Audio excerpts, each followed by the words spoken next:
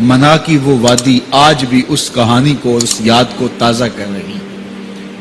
حضرت خلیل اللہ کے ہاں اولاد نہیں ہے. حضرت سارہ کے بعد حضرت ہاجرہ سلام اللہ علیہا سے نکاح فرمایا اور اللہ تعالیٰ نے حضرت ہاجرہ کے بطن سے ایک پیارا بیٹا عطا کیا جس کا نام اسماعیل رکھا.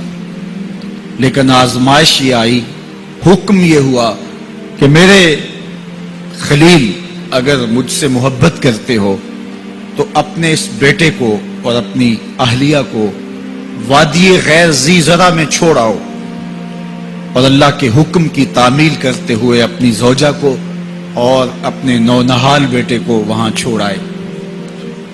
پھر 13 سال کی عمر کو جب حضرت اسماعیل پہنچے تو حضرت خلیل اللہ ملنے گئے. ایک خواب دیکھا.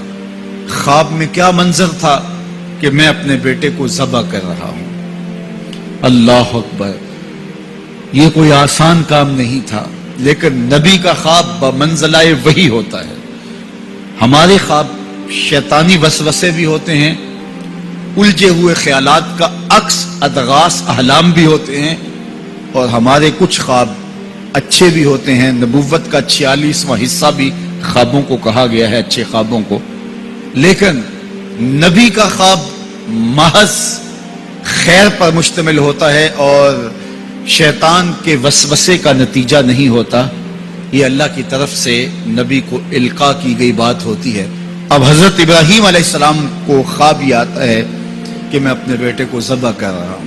13 سال کا نونہال بیٹا، اور بیٹا بھی وہ جو اللہ سے دعائیں مانگ مانگ کے لیا گیا. حکم ہے کہ اس بیٹے کو میری رضا کے لیے ذبح کر دو. اللہ اکبر! حضرت خلیل اللہ اٹھے، بیدار ہوئے اور اس خواب کی تکمیل کے لیے آمادہ ہو گئے. اپنی زوجہ سے کہا، زوجہ محترمہ حضرت ہاجرہ سلام اللہ علیہا سے کہا کہ بیٹے کو تیار کر دو، دوست کی دعوت پہ لے جانا ہے.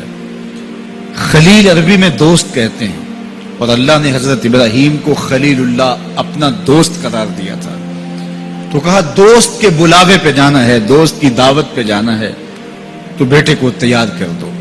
حضرت ہاجرہ شہزادے کو تیار کر دیتی ہیں، مانگ سجاتی ہیں، تیل لگاتی ہیں، خوبصورت کپڑے پہناتی ہیں. بیٹا تیار ہوتا ہے اور باپ اپنے بیٹے کو لے کر کے منا کی وادی کی جانب بڑھتا ہے.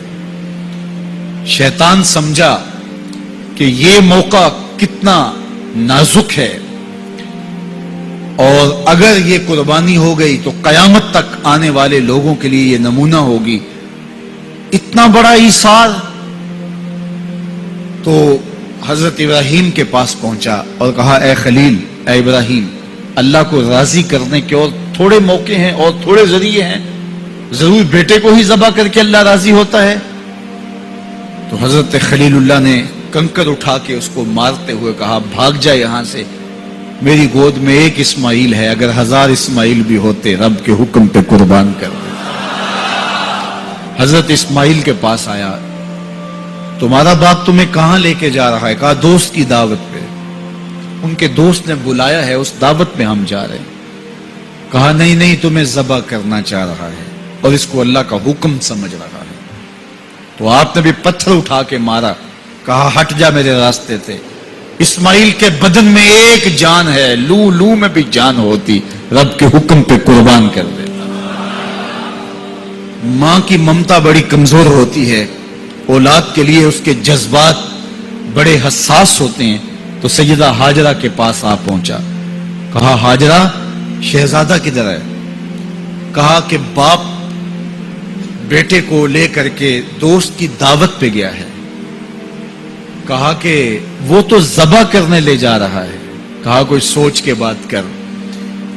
وہ بیٹے کو ذبح کرے گا جس کو اللہ سے مانگ مانگ کے لیا، بڑھاپے کا سہارا، عصائے پیری، راتوں کے رت جگے، سسکیاں، آہیں اور دعائیں اور التجائیں اور تمنائیں اللہ کے حضور کر کر کے رب سے مانگ مانگ کے بیٹا لیا، اور اس کو اپنے ہاتھوں سے ذبح کر دے گا. بیٹا تو نالائق بھی ہو تو کوئی باپ اسے ذبح نہیں کرتا. یہ بیٹا، اس کی آنکھوں میں تو نور اور چمک اور روشنی نبوت کی نظر آ رہی ہے، بھلا باپ کیسے ذبح کرے گا؟ تو کہا وہ اسے اللہ کا حکم سمجھ رہا ہے. کہا اچھا؟ کہا ہاں. تو حضرت حاجرہ نے کہا ظالم تو کہیں شیطان تو نہیں ہے؟ میری گود میں آج ایک اسماعیل ہے، اگر رب کا حکم ہے تو 1000 اسماعیل بھی ہوتا تو قربان کر. ماں کی ممتا پہ قربان جائیے، بیٹے کی وفاداری پہ قربان جائیے، اور باپ کی اللہ کے حکم کی تعمیل اور ایثار کے جذبوں پہ قربان جائیے. جب وادی منا میں پہنچے تو حضرت اسماعیل علیہ السلام کو حضرت خلیل اللہ نے کہا یا بنیا، اے میرے بیٹے. کتنا دل آویز لہجہ ہے، کتنا پیار ٹپک رہا ہے. اے میرے بیٹے، میں نے خواب دیکھا ہے. خواب کیا دیکھا ہے؟ کہ میں یہ خواب دیکھ رہا ہوں کہ میں تجھے ذبح کر رہا ہوں. فانظر ماذا ترى، اب تو بتا تیری رائے کیا ہے. باپ بیٹے سے کہے کہ میں تمہیں ذبح کر رہا ہوں تو بیٹے کا انداز کیا ہوگا؟ آج تو باپ کسی بیٹے کو زیادہ محبت سے نواز دے تو دوسرے بیٹے شکایت کو نہ ہو جاتے ہیں کہ ہمارا باپ ظالم ہو گیا ہے. کسی وجہ سے کسی کو ترجیح دے دے، اپنے مال میں سے کسی کو کچھ زیادہ دے دے، اور وہ اس کا اختیاری مال ہو، لیکن اس کے باوجود بھی وہ اپنے چچاؤں کو، عزیزوں کو، رشتہ داروں کو کہتے ہیں جناب ہمارا باپ منصف نہیں رہا، ہمارا باپ زیادتی کر رہا ہے. یار یہاں باپ بیٹے کو کہہ رہا ہے کہ بیٹا میں تجھے ذبح کر رہا ہوں. بیٹے کے تیور نہیں بدلتے. یہ فیضان نظر تھا یا کہ مکتب کی کرامت تھی؟ سکھائے کس نے اسماعیل کو آداب فرزند؟ باپ نے کہا بیٹا میں تجھے ذبح کر رہا ہوں. بیٹے کا دل آویز جواب سنیے. بیٹا سر جھکا دیتا، امتثال امر تھا، حکم کی تعمیل تھی. بیٹا کہتا جی جیسے آپ کی مرضی، یہ بھی امتثال امر تھا. بیٹا خاموشی سے جھک جاتا، یہ بھی امتثال امر تھا. گردن رکھ دیتا، یہ امتثال امر تھا. بیٹا کہتا جی جیسے آپ چاہیں، امتثال امر تھا. لیکن بیٹے نے جو جواب دیا قیامت تک اس کو بھی سنہری حروف سے لکھا جائے گا. باپ نے کہا بیٹا میں تجھ کو ذبح کرنا چاہ رہا ہوں. جواب کیا آیا؟ یا آباتے، اے میرے ابو. ذرا دیکھیے باپ کا یہ کہنا کہ میں تمہیں ذبح کر رہا ہوں، اس کے جواب میں تیور نہیں بدلتے، چہرے پر جلال اور غصہ اور عجیب سی کیفیت پیدا نہیں ہوتی کہ میرے باپ آپ کیا بول رہے ہیں. لیکن جب باپ بولا بیٹا میں تجھ کو ذبح کرنا چاہ رہا ہوں تو فرما بردار بیٹا کیا بولتا؟ یا آباتے، اے میرے باپ. اللہ اکبر. تم تو ذبح کرنا چاہتے ہو. یا آبا تفعل ما تؤمر، ابو ذبح کیا ہے جو کرنا ہے کیجئے. یہ نہیں کہا کہ ذبح کرنا چاہتے ہیں ہاں ذبح کر لیجئے. ذبح کا جواب ذبح سے دینا یہ مکمل فرما برداری تھی. باپ کہتا یا آبا یا بنیا، اے میرے بیٹے میں نے خواب دیکھا میں تجھے ذبح کر رہا ہوں. تو بیٹا کہتا ہاں مجھے ذبح کر لیجئے. یا آبا تذبح، ہاں مجھے ذبح کر لیجئے. لیکن بیٹا یہ نہیں کہتا کہ ذبح کر لیجئے. ذبح کا جواب ذبح میں نہیں کہا بلکہ جواب 2 قدم آگے بڑھ کے دیا. یا آبا تفعل ما تؤمر، ماں میں عموم ہے. ابو ذبح کیا جو بھی کرنا ہے کیجئے. رہی بات میری گردن پہ چھری چلے گی، بدن تو تڑپے گا، لیکن ستاجدونی انشاءاللہ من الصابرین. میرے رب نے چاہا تو صبر کر کے دکھاؤں گا. اگر رب کے حکم کی تعمیل میں نونہال بیٹے کی گردن پہ چھری رکھنے کا عزم اور ایثار کی یہ کہانی آپ رقم کرنے جا رہے ہیں تو آپ میرا منظر بھی دیکھیں گے کہ میں تڑپوں گا بھی نہیں. یا ابا تفعل ما تؤمر ستجدنی انشاءاللہ من الصابرین. آپ دیکھیں گے میں صبر کر کے دیکھاؤں گا. فلما اسلم وتلہ للجبین، قرآن بتاتا ہے جب دونوں راضی ہو گئے. کس بات پہ راضی ہو گئے؟ فلاں نمبر کی گاڑی خرید لیں، فلاں بنگلہ خرید لیں، فلاں فیکٹری خرید لیں. باپ اور بیٹے نے یہ طے کیا نہیں، باپ ذبح کرنے پہ راضی ہو گیا اور بیٹا ذبح ہونے پہ راضی ہو گیا. فلما اسلم، ایک تو ہمارا اسلام ہے، یہاں دیکھو ان کا اسلام. الاسلام گردن نہادن، اسلام کا معنی یہ ہے گردن رکھ دینا. اپنی مرضی چھوڑ دینا. فلما اسلما، جب دونوں نے گردنیں رکھ دی، دونوں نے اس جو ہے وہ یہ طے کر لیا، باپ نے ذبح کرنے کا طے کر لیا، بیٹا نے ذبح ہونے کا طے کر لیا. وَتَلَّهُ لِلْجَبِينِ، اور باپ نے بیٹے کو پیشانی کے بل لٹایا. اس پر دو قول ہیں. تَلَّهُ لِلْجَبِينِ، پیشانی کے بل یوں لٹایا کہ الٹا لٹایا تاکہ پیچھے سے ذبح کریں، بیٹے کا من موہنا چہرہ سامنے نہ ہو، ذبح کرنے میں رکاوٹ نہ بن جائے. کوئی بیٹا معمولی تو نہیں، اس کی پیشانی میں نبوت کے اجالے چمک رہے. تو بیٹے کو لٹا دیا اور الٹا لٹایا. تَلَّهُ لِلْجَبِينِ، پیشانی کے بل لٹایا. لیکن مفسرین کی ایک جماعت نے کہا نہیں، الٹا نہیں لٹایا. تو تَلَّهُ لِلْجَبِينِ کا معنی کیا ہوا؟ جس طرح ہم آپ جانور کو ذبح کرتے ہیں تو اس کی گردن کو خم دے کے پیچھے زمین پہ لگا دیتے ہیں تاکہ اس کی رگیں تن جائیں اور گردن کھل جائے اور چھری پھیرنے میں آسانی ہو اور جلدی سے جو ہے وہ رگیں کٹ جائیں. کہا کہ بیٹے کی ریشم جیسی نازک گردن کو موڑ کے پتھر پر پیشانی کو لگایا. اللہ اکبر. بیٹے کو رسیوں سے باندھا ہوا تھا اور اپنی آنکھوں پہ پٹی باندھی ہوئی تھی، اور یہ بیٹے نے کہا تھا ابو مجھے رسیوں میں جکڑ لے، شدت کی درد ہوگی، کہیں تڑپ نہ جاؤں، اور ایسا نہ ہو کہ رب کے حکم کی تعمیل میں آپ کو تاخیر نہ ہو. تو باپ نے اپنے ہاتھوں سے اپنے بیٹے کو جکڑا تھا، لیکن جو ہی چھری پکڑ کے باپ بیٹے کو ذبح کرنے لگا، بیٹے نے آواز دی ابا جان رک جائیے. کیوں بیٹا، پروگرام تبدیل ہو گیا؟ کہا نہیں، یہ میری رسیاں اتار دیجئے. بیٹا کیوں اتاروں، خود تو کہا تھا مجھے رسیوں سے جکڑ لو. ابا جان میری رسیاں اتار دیجئے. کہیں کل کا مورخ یہ نہ لکھے باپ ذبح کرنا چاہتا تھا، بیٹا ہونا نہیں چاہتا تھا. باپ نے باندھ کے کیا. کھول دیجئے رسیاں، نہیں تڑپوں گا. اللہ اکبر. رسیاں کھول دی جاتی ہیں. کائنات نے ایسا منظر کبھی دیکھا نہیں تھا، چشم فلک نے ایسا نظارہ کبھی کیا نہیں تھا. منا کی وادی ہے، فولاد جیسے پگھلے ہوئے پہاڑ ہیں، آسمان سے فرشتے بھی جھک جھک کے حورے غلمان اور رضوان جنت بھی دیکھ رہے ہیں. مالک قیامت آنے والی ہے. کہا فرشتوں تم نے کہا تھا انسان کو خلیفہ بنایا جا رہا ہے، یہ تو لڑائی کریں گے، سجدے تو ہم کریں گے، ذرا میرے بندے کی اس انوکھی ادا کو بھی تو دیکھو.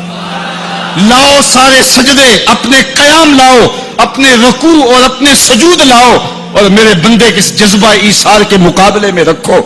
اللہ اکبر. حضرت خلیل اپنے نونہال بیٹے کو فلما اسلما وتلہ للجبین، قرآن نے منظر نگاری کی ہے کہ جب باپ بیٹا راضی ہو گئے، باپ ذبح کرنے پہ راضی ہو گیا. منا کی وادی ہے، کوئی تیسرا شخص نہیں ہے، پگھلے ہوئے پہاڑ ہیں، آسمان کا منظر ہے، ہاتھوں میں چھری پکڑی ہے، زمین تھروانے لگی، عرش کانپنے لگا، وادی پہ راشا تاری ہے. سورج سے یہ منظر نہیں دیکھا جا رہا، کارکنان قضاء و قدر کی چیخیں نکل رہی ہیں. مالک یہ کیا ہونے جا رہا ہے؟ کہا ذرا میرے بندے کی ادا تو دیکھو. پھر ہاتھوں میں چھری پکڑ کے آنکھوں پہ پٹی بندھی ہے اور نونہال لیٹا ہے، اور پیشانی موڑ کر کے، گردن موڑ کر کے پیشانی زمین پہ لگائی، اور تنی ہوئی رگوں پر حضرت خلیل اللہ نے جب چھری پکڑ کے چھری کو پوری ہمت کے ساتھ بیٹے کو ذبح کرنے کے لیے جنبش دی. چھری تو جنبش کرتی ہے لیکن ایک بال بھی نہیں کٹتا. چھری کو زمین پہ مارا، زمین میں دھنس جاتی ہے. لما تقطعی یا سکین، چھری کاٹتی کیوں نہیں؟ تیرا کام تو کاٹنا تھا. آواز آئی الخلیل یامرنی والجلیل ینہانی. خلیل کاٹنے کا کہتا ہے، رب جلیل کہتا ہے خبردار ایک بال بھی کاٹا تھا. کہا چھری تیرا کام تو کاٹنا تھا. حضرت آگ کا کام بھی تو جلانا تھا. جس نے آگ کو جلانے سے روکا تھا آج اسی کا حکم میرے نام بھی ہے کہ ایک بال بھی نہیں کاٹنا. اس سے راستہ اختیار کیا جا سکتا تھا نکلنے کا. میں نے تو چھری چلائی، اب کیا کروں؟ چھری نے کام نہیں کیا. شکر ہوا بیٹا بچ گیا، لیکن نہیں. خلیل سمجھے شاید کوئی دل میں نرمی پیدا ہوئی تو رب نے چھری کو روک دیا. چھری کو پھر پتھر پہ رگڑا، تیز کیا، اور چھری کی نوک کو نازک گلے پہ رکھ کے پورا وزن ڈال دیا. گلا کٹ گیا، خون بہنے لگا. حضرت خلیل خوش ہو گئے. کتنا مشکل کام تھا بیٹے کو ذبح کرنا، میں کر دیا. جلدی سے آنکھوں سے پٹی کھولی تو کہا، دیکھا کیا کہ منظر بدلا ہوا تھا. بیٹا سمجھ کے جسے ذبح کیا تھا وہ بیٹا نہیں تھا، وہ دمبا تھا. اور حضرت اسماعیل پاس کھڑے مسکرا رہے تھے. بے ساختہ زبان سے نکلا اللہ اکبر. تو حضرت اسماعیل بولے لا الہ الا اللہ واللہ اکبر. پاس کھڑے جبریل جو دمبا لے کے آئے تھے بولے اللہ اکبر وللہ الحمد. ادھر سے آواز آئی وَنَادَيْنَاهُ أَن يَا إِبْرَاهِيمُ قَدْ صَدَّقْتَ الرُّؤْيَا إِنَّا كَذَلِكَ نَجْزِي الْمُحْسِنِينَ. ادھر سے آواز آئی جس سے پہاڑ کی وادی گونجنے لگی اے ابراہیم تو نے واقعی خواب پورا کر دکھایا. وَنَادَيْنَاهُ. سب مترجمین نے اس کا ترجمہ یہ کیا ہے واو حالیہ ہے, یہ طلباء جانتے ہیں. اس حال میں ہم نے ندا دی. حال کیا تھا کہ دمبا ذبح پڑا ہوا تھا, حضرت اسماعیل مسکرا رہے تھے, جبریل پاس کھڑے تھے. جبریل کا پاس کھڑا ہونا اس بات کی دلیل تھی کہ یہ دمبا وہ لے کے آئے ہیں, اور ان کا مسکرانا یہ ساری کہانی بتا رہا تھا. تو حضرت ابراہیم علیہ السلام نے جب یہ منظر دیکھا تو یقین تو ہو گیا کہ یہ رب کی طرف سے انتظام ہے, جبریل لے کے دمبا کھڑے ہیں. تو یہ یقین تو تھا, لیکن مزید تیقن پیدا کرنے کے لیے اللہ کی وحی اترنے لگی اور حضرت خلیل کا دل باغ باغ ہو گیا. وَنَادَيْنَاهُ. اس حال میں جب دمبا ذبح پڑا تھا اسماعیل خوش کن مسکرا رہے تھے, خوبصورت ہنسی ہنس رہے تھے, مسکرا رہے تھے, اور حضرت جبریل بھی مسکرا رہے تھے. تو اس حال میں ہم نے ندا دی ابراہیم تو نے واقعی خواب پورا کر دکھایا. سب نے یہ ترجمہ کیا اس حال میں ہم نے ندا دی, کیونکہ واو حالیہ ہے. لیکن ٹھنڈ نہیں پڑتی تھی. ٹھنڈ تب پڑی جب کنز الایمان کھولا. تو میرے امام نے اس کا جو ترجمہ کیا آپ اشش کر اٹھیں گے. سب نے کہا اس حال میں ہم ندا دی کہ اے ابراہیم تو نے واقعی خواب پورا کر دکھایا. لیکن اعلی حضرت جنہوں نے قرآن کا ترجمہ ہی نہیں کیا, قرآن کی ترجمانی بھی کی ہے, انہوں نے اس کا ترجمہ کیا وَنَادَيْنَاهُ أَن يَا إِبْرَاهِيمُ. اے مخاطب اس موقع کا حال نہ پوچھ جب ہم نے ندا دی. پھر کیا عالم ہوا کہ جب ہم نے آواز دی, یقین تو پہلے ہی پیدا ہو چکا تھا, لیکن جب وادی وحی کے اجالوں سے چمکنے لگی اور ہر سمت وحی کا نور پھیل گیا, پھر کیا حال ہوا حضرت خلیل کا. اے مخاطب پھر اس موقع کا حال نہ پوچھ جب ہم نے ندا دی اے ابراہیم تو نے واقعی خواب پورا کر دکھایا. انا کذالک نجزی المحسنین. ہم نیکوکاروں کو یوں ہی جزا دیتے ہیں. ہم آپ کا بیٹا تو نہیں لینا تھا, بس ابراہیم تیرا امتحان پورا ہو گیا, تو نے امتحان میں 100 نمبر لے لیے, سرخرو ہو گیا, کامیاب ہو گیا. یہ تماشائے لبے بام تو نہیں تھا, یہ کوئی آسان کام تو نہیں تھا. اللہ اکبر. فرمایا ہم نے اس کو پچھلوں کے لیے سنت کے طور پہ باقی رکھا. سلام علی ابراہیم. ابراہیم تیرے اوپر سلام. آج اسی منسک پہ, اسی قربان گاہ پہ 40 لاکھ حجاج کرام قربانیاں پیش کرتے ہیں. کوئی 2 قربانیاں, کوئی 5 قربانیاں, بعض 100 اونٹ پیش کر رہے ہوتے ہیں. اللہ اکبر. صدیاں گزر گئیں. یہ تو صرف منا کی قربان گاہ ہے. پوری دنیا پہ پھیلے ہوئے مسلمان اس دن جانور ذبح کر رہے ہوتے ہیں. عید کے دن قریب آتے ہیں تو میں گزرتا ہوں سڑکوں, بازاروں اور گلیوں سے, ہر سمت لوگ موٹے تازے جانور لیے گھوم رہے ہوتے ہیں, اور سڑکوں کے اوپر جانوروں کے جو ہیں وہ ٹھٹ کے ٹھٹ لگے ہوئے ہوتے ہیں. تو میری زبان سے بے ساختہ یہی جملے نکلتے ہیں, سلام علی